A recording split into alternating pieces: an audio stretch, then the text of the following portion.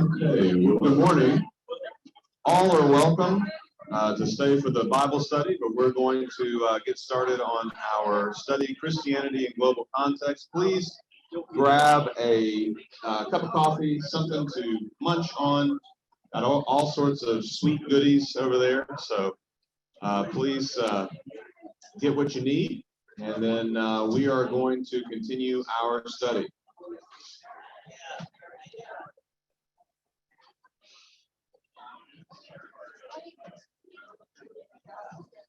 So we are talking about Christianity in global context. We began by looking at Christianity's relationship with Islam. We asked the question, is Allah of the Quran the same as the Father of Jesus Christ in the New Testament? We've looked at Hinduism. We've looked at the usage of sacred scriptures that are not part of the Old or New Testament in Hindu converts to Christianity. We've been looking at several different important questions that are really part of the church's work of mission in the world, reaching folks with the gospel of Jesus Christ. We've looked at questions of interaction that are changing the way that some Christians look at our theology. So, for example, last week, we looked at honor-shame cultures around the globe, both in the Middle East, but also the Far East. And we asked, how do honor-shame dynamics shape the way that we look at something like, say, Jesus' trial and crucifixion? There's all sorts of honor-shame dynamics going on there, and yet we see in the story those ways in which Jesus still maintains control of the situation in the midst of their attempts to shame him. And then we talked about how St. Paul picks up on those dynamics in his writings, which, again, a lot of times as Western Christians, we might miss those dynamics. But when he says that Jesus triumphed over his enemies in his cross, and he actually ended up putting them to shame, like he turns the tables, those are the kinds of dynamics that we looked at last week. This week, we are looking at a question that is near and dear to the hearts of Lutherans worldwide. And that question is this one. If I can get my thing to work. There we go. Is salvation by grace alone confined to Christianity? So we talk about how we are saved by grace alone, apart from works, right? And that is a statement that is near and dear to the hearts of Lutherans worldwide. But is that idea of salvation by grace alone confined to Christianity? Do you all think that there's another religion in the world that might talk about salvation by grace alone? No. Okay, we've got a no, hazarded. It's okay. This is not Jeopardy. You have no money on the line. You can just throw out an answer. So somebody says no. Okay. Anybody gonna say yes? I'll say yes. Just to take the opposite end. But would you know which religion talks about grace? Okay. Salvation by grace alone. Okay. We're going to talk today a little bit about Christianity and Buddhism. The Buddhists. We're going to talk a little bit today about Christianity and Buddhism, but in order to do that, I've got to give everyone a quick, ridiculously oversimplified primer on Buddhism. Okay? There are two major movements within Buddhism. Buddhism is not a centralized or organized in the same way that Christianity is kind of religion. But frankly, neither really is Christianity, if you think about it. There's all these different kinds of denominations, there's all these different kind of sects and groups and all that kind of stuff within the Christian movement worldwide, right? Well, the same thing is true of Buddhism, but there are two major schools of thought within Buddhism. The first and the oldest is Theravada Buddhism. This is the old line Buddhism. It is the Buddhism that requires you to learn how to be a better person through meditation, through acts of service, and you make merit in order to, in the next life, because they believe in reincarnation, in the next life, you would expect to be born a little bit higher up. And then eventually you would reach what they call nirvana, right? Oneness with the universe, and you cease to be reborn in an endless cycle of death and rebirth. Everybody with me so far?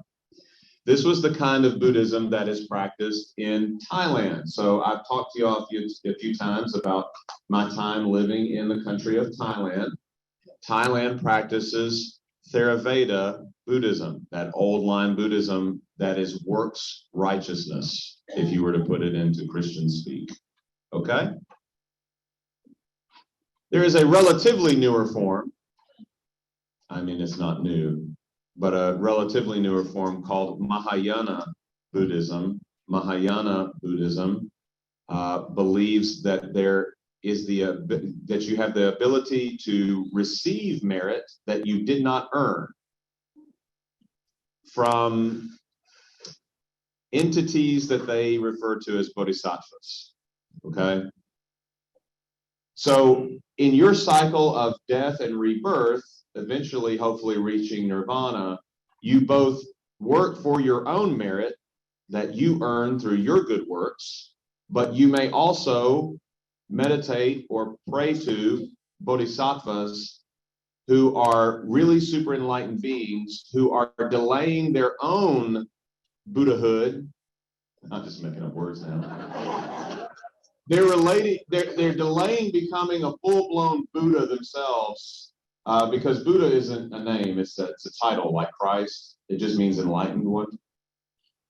That is someone who's reached nirvana. And they're delaying their own Buddhahood in order to help other people to work their way up towards nirvana by giving them some of their super accrued merit. Everybody with me? The closest thing to this in Catholicism would be praying to saints. But it's still different. But that's the closest thing that you would get, praying to saints. You're a saint, you're super holy, help me because I want to be super holy, but I'm not. Everybody with me? Okay. That's the Will Miller stupidly oversimplified, because this isn't a class on Buddhism, okay? But you just got to know that much before we get into this. Now I'm going to introduce you to a very interesting fact. In Japan, so you've got two major schools of thought, Theravada Buddhism and Mahayana Buddhism. In Japan, there was yet another movement of Buddhism called Pure Land Buddhism. Very Japanese sounding name. Pure Land Buddhism. And within that movement, they had their own reformer. His name was Shinran. Okay? And that's a statue of him in Japan. He's a big deal.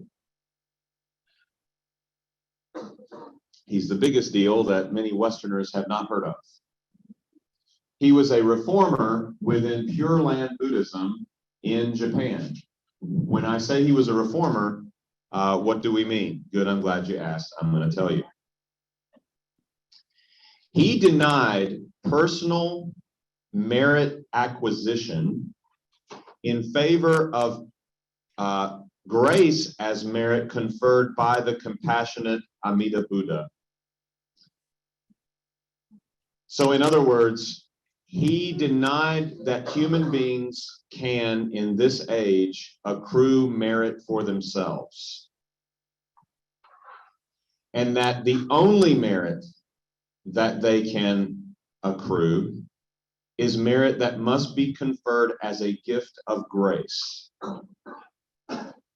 In other words, in our speak, this would be known as grace alone. Everybody with me?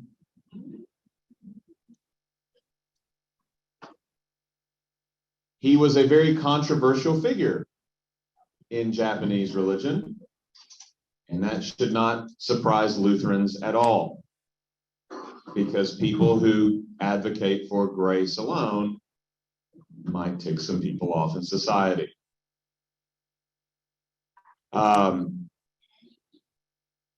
Who is Amina Buddha? Good, I'm glad you asked. Amina Buddha is one of those bodhisattvas. So we'll get more into this in a minute. But Amina Buddha is like one of those bodhisattvas that you would pray to. And he advocated for Buddhists who are meditating to chant in what he called in Japanese the Nembutsu. Okay, the Nembutsu is just Hail Enlightened One. And you just chant it over and over. Again, kind of like in Catholicism, what do Catholics pray? Hail Mary, full of grace, right?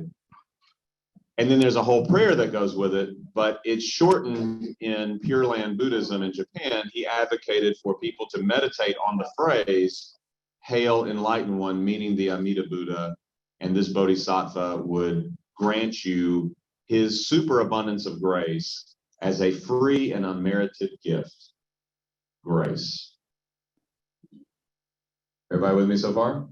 Okay. Well, if this is a Lutheran church, and it is, then we want to begin by talking about convergence.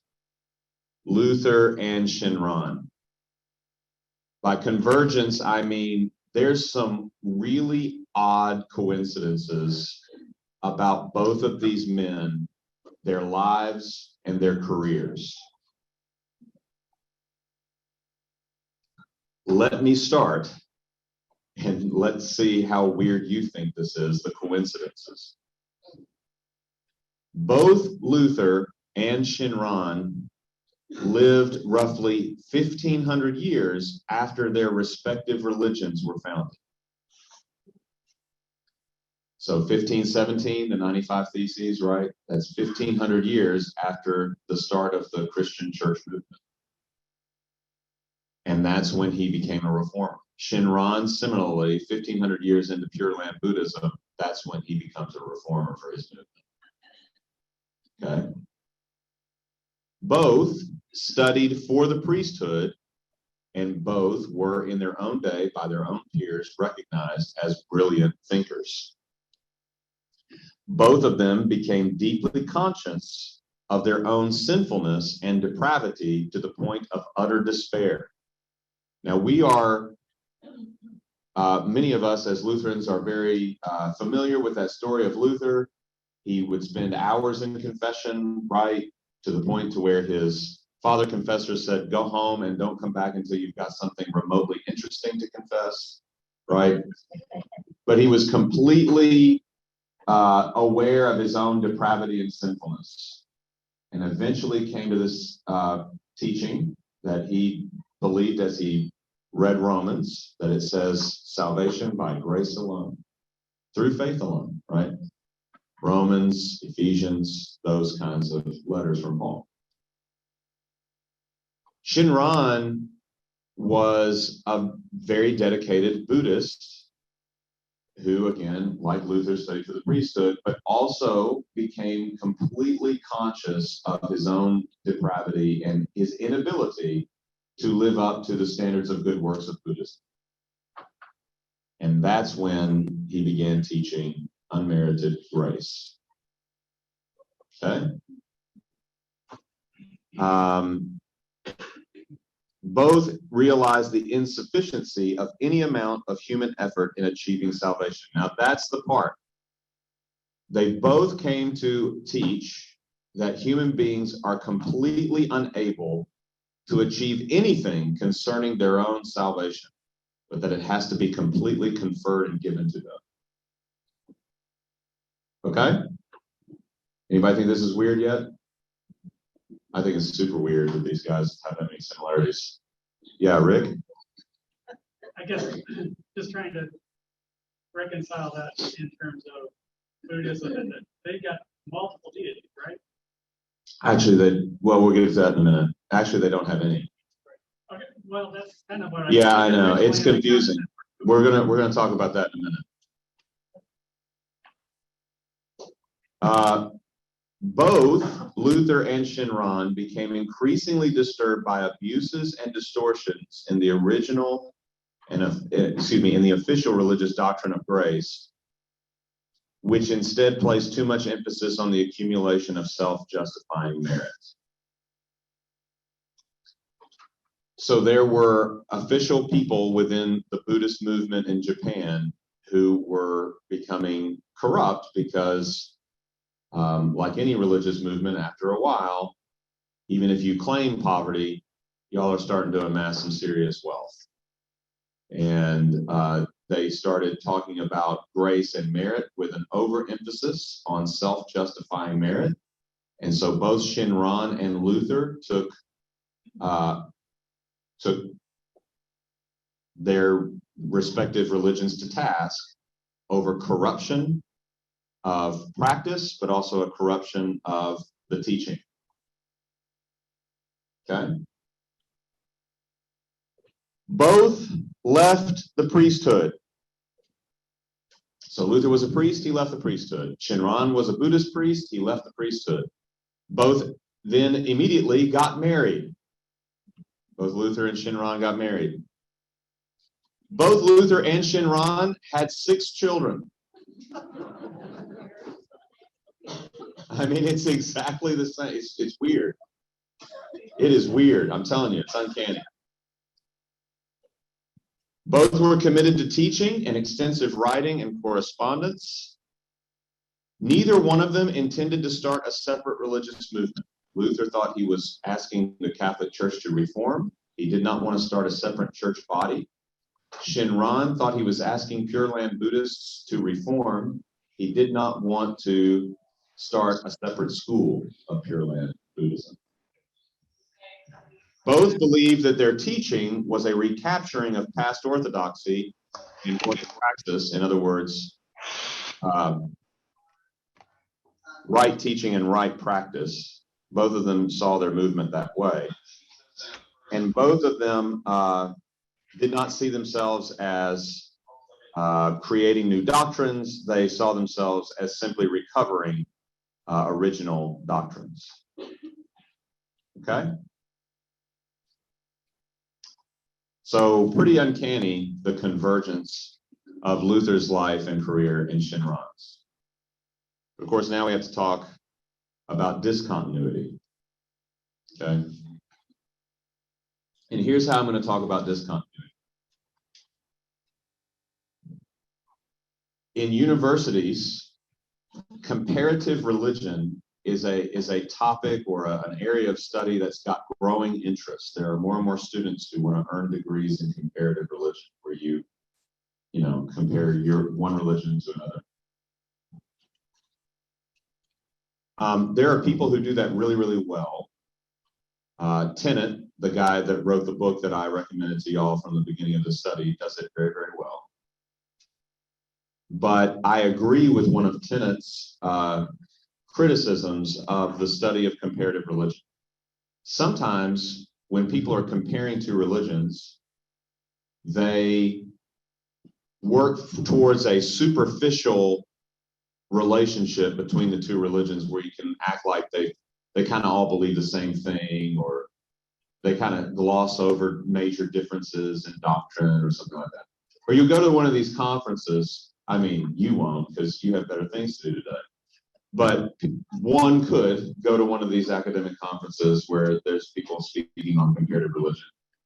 And they will breathtakingly, as Christians, jettison any talk of, like, say, the divinity of Jesus Christ in order to keep the talk to the point to where they can show that really we all have a whole lot in common.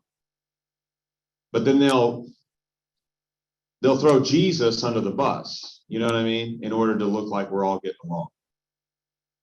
I don't study comparative religion. What I study is called lived religion. So what I study is the difference between what people are supposed to believe versus what they actually believe. So if I were to do a study on the Missouri Synod Lutherans, I could look at all of your CTCR documents. I could look at I could look at Luther's Small Catechism. I could look at the documents in the Book Concord, and I would know what you're supposed to believe. And then I would go to congregations around the country, and I'd ask you, what do you believe? And they wouldn't match. There'd be an awful lot of overlap. I mean, to be fair, there'd be an awful lot of overlap, but they wouldn't exactly match, because what y'all actually believe isn't always what you're supposed to believe. Make sense? Okay. So that's what I study. I study what people actually believe versus what they're supposed to believe, and what it feels like to be them practicing their religion. I'm fascinated by what it feels like to be you actually practicing your religion every day. Okay? And when you study lived religion, you start to realize that some of the things that get said in comparative religion, when you line up religions against each other, like I said, and like Tennant says, it's superficial.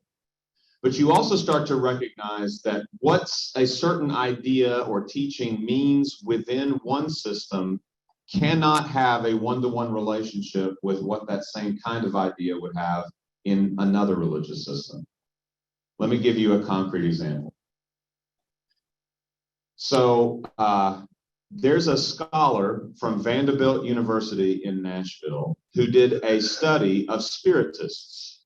That's the religious group in Brazil that I wrote my dissertation on. And in his book on Spiritists, he said that Spiritists practice disobsession, meaning when people have a lot of bad stuff going on in their life, sometimes they are being worked upon by the spirits of dead people who are having problems in the afterlife and taking it out on everybody else.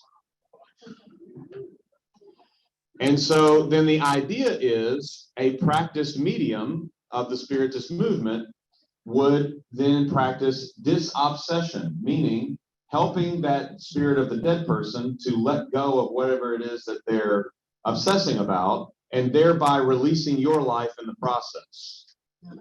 Now, what do you think that this scholar from Vanderbilt compared that to in the Christian religion?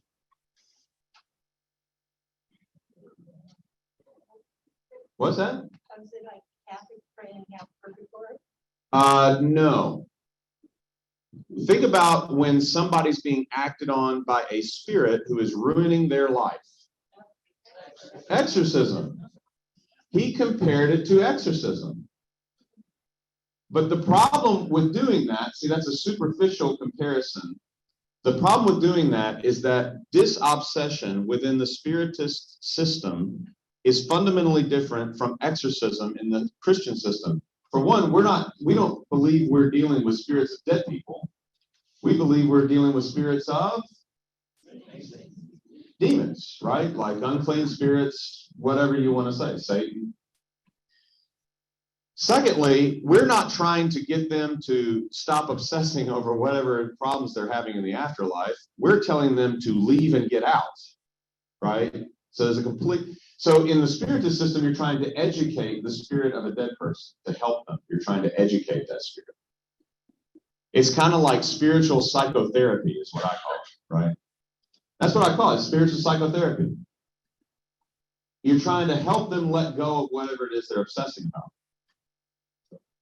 In Christian ideas about exorcism, you're trying to kick the spirit out. And you don't care where they go from here. You know, like you don't have to go home, but you can't stay at the bar. You know what I mean? Like you just got to get out. Like we don't care where you go, you got to leave. And so that means that any kind of superficial connection you want to draw between disobsession within the Spiritist teaching system and exorcism in the Christian teaching system simply doesn't work. It's disingenuous, because what disobsession means within Spiritist, their teaching, is fundamentally different from the place where exorcism sits in Christian teaching. Everybody with me? It's a battle between good and evil in Christianity. In Spiritism, I jokingly call it spirit psychotherapy. Okay? because you're trying to perform therapy on a dead guy. Y'all with me so far? Sort of. That's a fair statement. Okay. I don't have a PhD. So, well, I mean, but I need you to, like, if I can't, and I don't ever get to teach this stuff. So then by the time I finally say it, like I teach other stuff, like I teach y'all Old Testament or New Testament. I don't ever get to teach my own stuff. So by the time I try to teach it to you, it may come out a little garbled. But, so what I'm trying to say to y'all is you can't just do one-to-one comparisons across religion. That's dangerous. Did that make more sense? Okay. So we're going to look at discontinuity between Luther's doctrine as a Christian teaching and Shinran's doctrine as a Buddhist teaching in Japan. First of all, we have to recognize that in Christianity, there's this whole concept called sin. Everybody in this room pretty comfortable with the concept of sin? Some of you are like, we are very good at it. Yes. Yes, you are. I think if you're going to do something, you ought to be good at it. And some of us are very good at sinning. Okay. But the concept of sin basically means what? It means that you have done what? Well, but how do you know what wrong is? Against the will of God. You haven't done wrong like, oh, I got a speeding ticket. You know what I mean? So I was on my way to the hospital in Knoxville, and I was rushing to get there, and I got pulled over by a cop.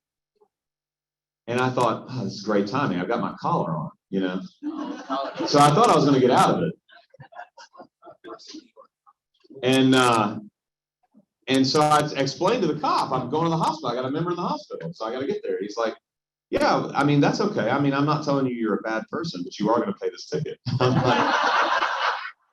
I'm like, thank you, officer, for doing your job faithfully. I appreciate you. Okay, so then I paid the ticket, and it was all okay.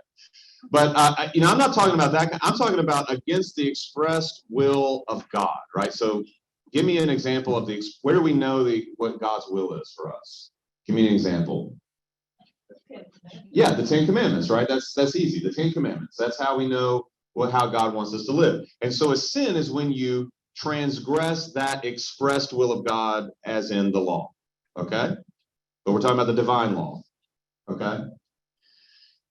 That concept of sin does not exist in Pure Land Buddhism. Instead, they have this, and I'm not going to pronounce it correctly because I don't speak Japanese, but they have this concept of the age of Mappo. Okay? Here's what the age of Mappo means. They think that in a previous historical age on planet Earth, people were actually able to keep the teachings of Buddha more closely. It was like a golden age of human history, and that's when Theravada Buddhism, which is the one where you have to keep all the good works and all that, that's when that arose. And they believe that we're currently living in an age that is so decadent and so immoral that it makes it impossible for human beings to follow all the teachings of the Buddha like they should. So in other words, they do believe in wrongdoing. They just don't believe that the wrongdoing originates in you. Rather, the age you're living in is to blame for how hard it is for you to live as a good person. Are you with me? So the what? Yes, I mean, the times you live in are interesting. So, but we don't blame the times we're living in for the fact that we yelled at somebody today. Like, you know what I mean? Like, that's not because of Facebook. That's because I'm a jerk, right? I mean, like, that's why we do what we do. It's because it's the problem is with us. Okay? So we believe that the problem is in the human being. They believe that the problem is just in the age you're living in, and it's not your fault. So that's not the same idea of sin. Everybody with me? The other problem, of course, and this goes to Rick's question earlier, is that they don't believe in a prime source. So in other words, they don't believe in God. There's no personal deity somewhere who cares about you. When you reach enlightenment as a Buddha, you reach nirvana, you did so because of the moral rules that are already just in the universe. In other words, you reach salvation because physics or math. Like it's just the rules that are in the universe and you follow them. Does that make sense? Some of you are like, that doesn't make any sense. And I get it. You're Christians. I mean, I get it. I mean, this is a very different system than the way we think. Yeah. We based our beliefs on the Bible. Right. But do they have a book like the Quran or? They have a bunch of books, but none of them would be treated like we treat the Bible. That's a great question. So they have a lot of writings, but none of them would be treated the same way we teach or treat the Bible. Okay. So in Thailand, that was, I think I've actually preached this sermon here. All the gods are dead. They died a long time ago and they've left us all alone. Like that's a Theravada Buddhist in Thailand talking to me. Like they don't believe that gods exist. There's no God.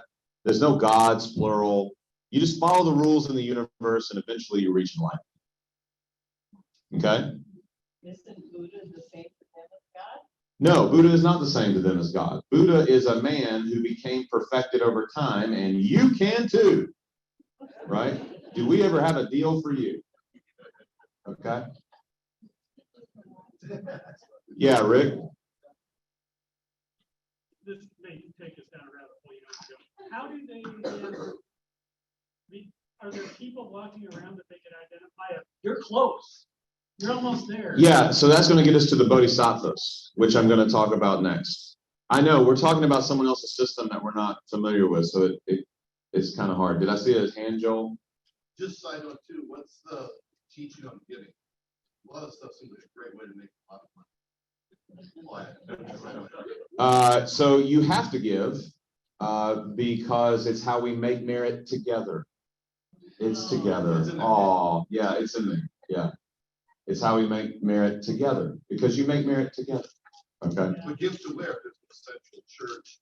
That seems like. Yeah, you can give to the local monastery so that their buildings are maintained. You can just give food every morning to the local monks. The monks will go through the town with empty pots, and you go out with rice for the day and make sure they've got something to eat for the day. And yeah, like it's a whole system. It's a whole thing.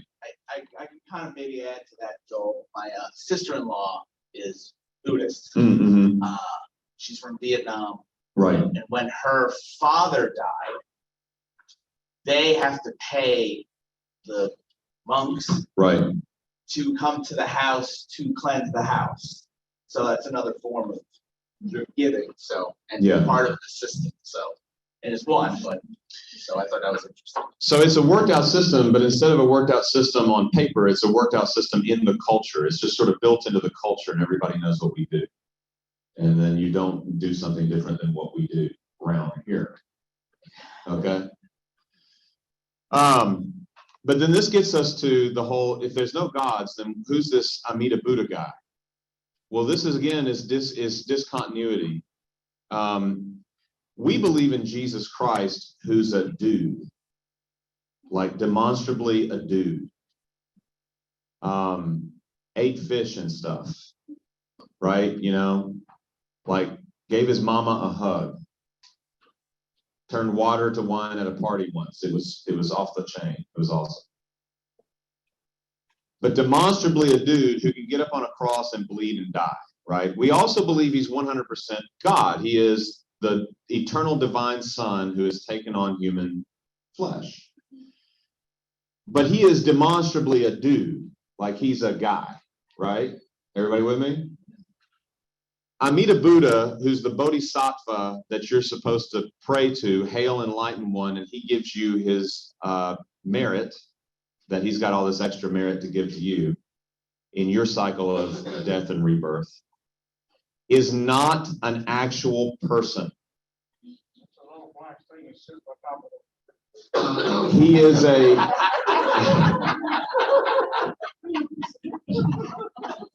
Harlan, I think that's the tweetable tweet for the day. I actually see that. But wait a minute. This is hard for us because, again, we believe in a personal deity. So that's why I'm going slow. This is hard for us.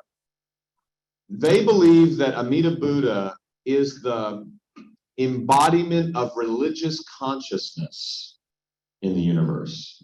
So we're talking about metaphysics. In other words, it doesn't matter that Amina Buddha isn't a real person. The idea of the Amina Buddha is what helps you. Quite frankly, depending on how someone practices the tenets of Alcoholics Anonymous, the higher power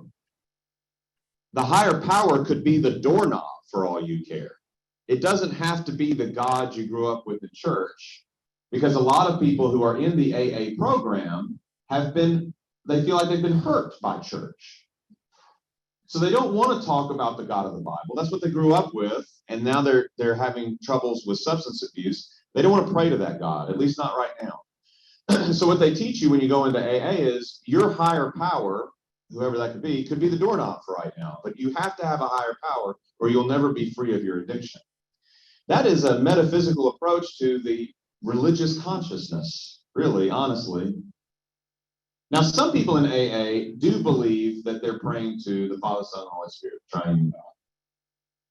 But the way some people practice those tenets, they don't believe that. The higher power is really, we're just talking about the metaphysical embodiment of religious consciousness. Your higher power could be anything. And so if that helps you, that's the same as like Amina Buddha. This is just the embodiment of religious consciousness. And I pray to Amina Buddha, but Amina Buddha is not a real person. Y'all with me?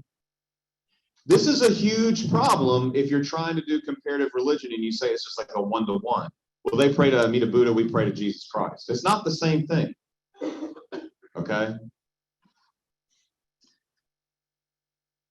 And because Amina Buddha is not a real person like Jesus Christ, there therefore can be no real one-to-one comparison of a word like grace when looked at within their own systems. Meaning the word grace as it works within the Pure Land Buddhist system versus the word grace when it's looked at within the Christian system. We're saying the same word. It is the same kind of concept, but it doesn't work the same way in both systems. Everybody with me? Are you actually with me or are you just going to tell me you're with me? Okay, good. You're with me. It's almost how it's applied, right? Well, it's how it sits in the system. So it's like a long math problem. Like at some point, we started doing different math than they were doing. Like it's not going to sit in the same place in the system. Okay? Yeah. Did someone take on in Buddhism, take on the sin of the followers? Yeah, see, that's the thing. There's nobody's going to die for your sins. You're supposed to, in a cycle of death and rebirth, reincarnation, progress and get higher and higher and higher in your consciousness until one day you become the Buddha. You become the enlightened one. You reach enlightenment and oneness with the universe. And basically, you cease to be as a person, too. So see, they're working towards a cessation of being like a personal being.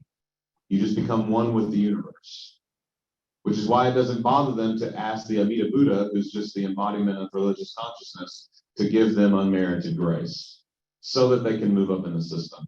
Again, because of the evil age you're living in, your inability to be a good person is not your fault. It's not sin within you. It's the age you're living in.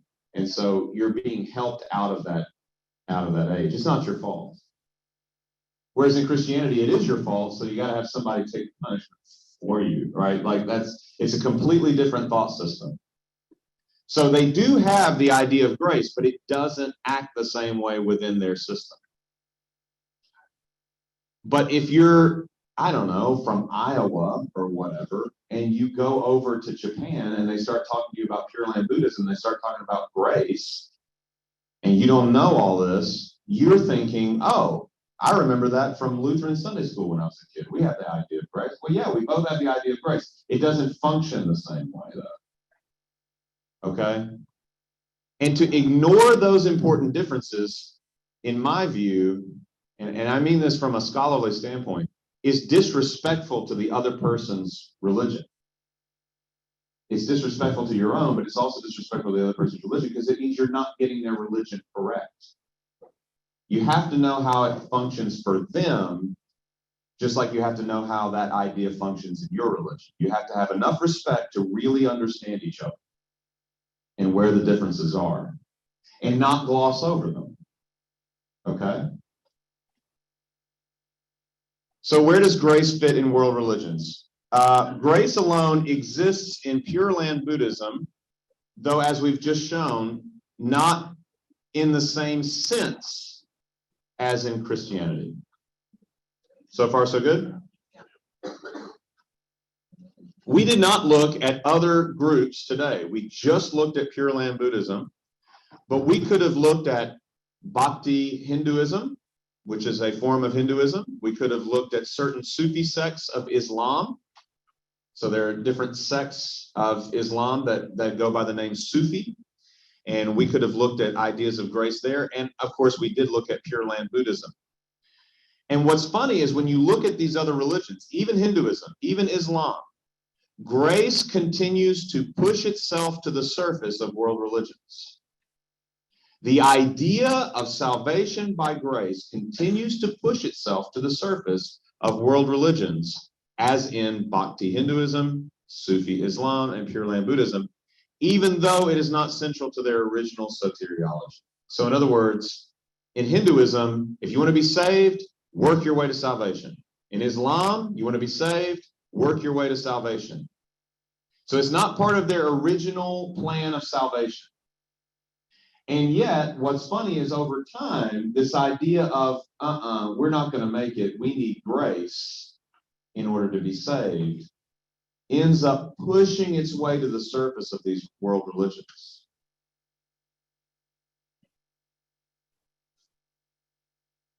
So again, when we talked about Hindu converts from Hinduism to Christianity, if you remember, I said that many of them will talk about how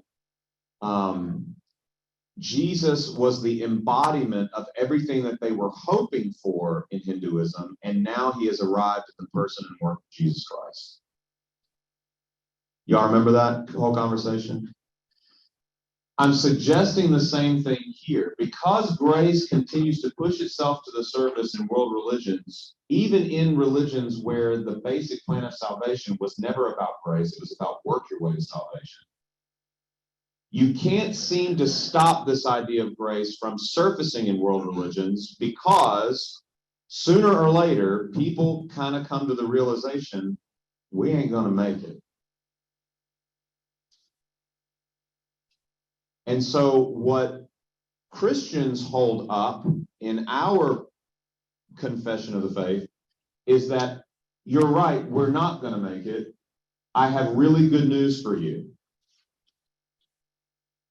Jesus Christ has accomplished for us what we could never have accomplished for ourselves. God's riches through Christ. Christ. God's riches through Christ's expense. That's how some people, do that. And that's a great way to remember it. We would, but they would. Right, but it's a great way for Christians to remember it, yeah. So what is grace? It's Christ's riches at, God's riches at Christ's expense. Sorry, spell it correctly, please. I'm from the South. I can't read. So what I want you, again, this is Christianity in global context. So what I hope you'll walk away with today is that the idea of grace continues to push its way to the surface in world religions. And that's because there's something universal about being human. And so what Jesus Christ has done, he has not just done for Christians, he's done for everyone. And the good news that we're trying to share with everyone is that what you need in terms of grace, because we're all weak, we're all broken, we're all imperfect, Jesus Christ has provided for you.